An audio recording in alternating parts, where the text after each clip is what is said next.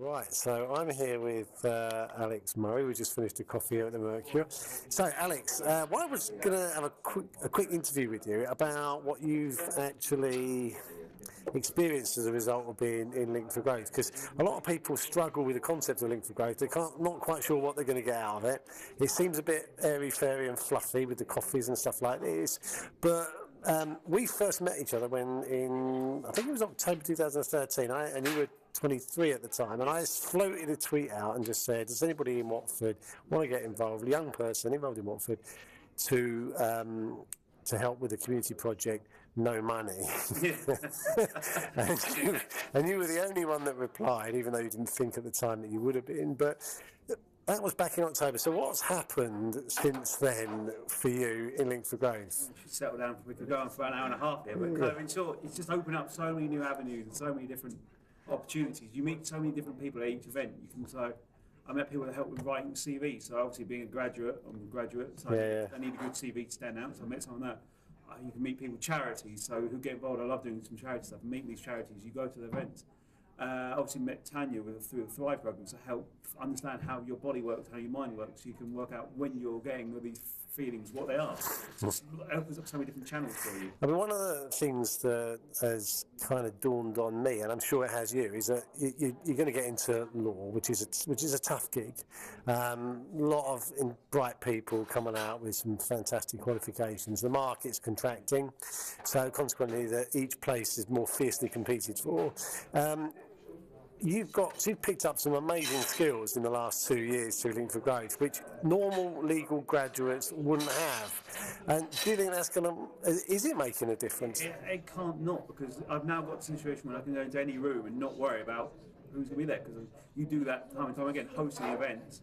Yeah. You know you have to talk to people and you have to get your message over in a clear and precise way. So it's kind of, you get rid of all that social anxiety about talking to someone. The interviews become more, you get rid of that worry about, oh God, it's an interview. You still worry about it, but it's like, if you think about it, you've done all these things before, you've done talking. So you less worrying about things.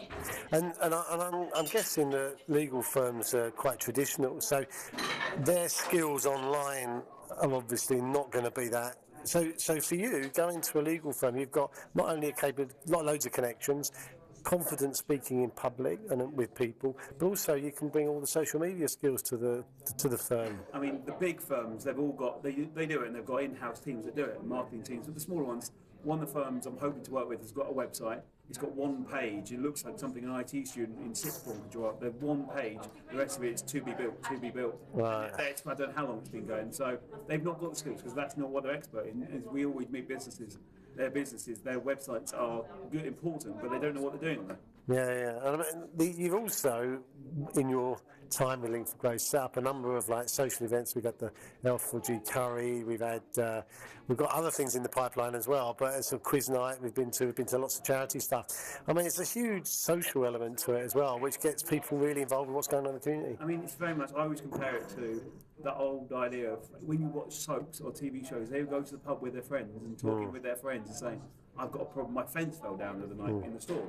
So what you do is you say, go and speak to Bob round the corner, he's a fencer, buy him a drink, and he'll go and sort the problem out, and you get talking. It's the way of introducing people in a way that you don't normally do before. So you can go out with, 2 or 3 people there at the first drinks evening, let's say, and then you meet 3 or 4, and then the next time 6, and next time you meet another 4. Eventually you just getting to know people as you do with friends. Yeah. Well, you and I have been meeting on the Watford market. I remember when we first used to go down there, we never knew any of the traders, not a soul really. Now it's a bit like going and having a Saturday morning of fun with a load of people we know. It's almost, even walking down the high street, there's always 2 or 3 people you see, and you go into coffee shops, and you know the staff there, and they make it, you feel walking, you're catching up with them, and you're finding out how's going on with them. So no regrets. No regrets. Okay. Well, thanks ever so much for sharing that with us, Alex. So good stuff, and this will go up on YouTube as usual, and see you around very shortly. Cheers.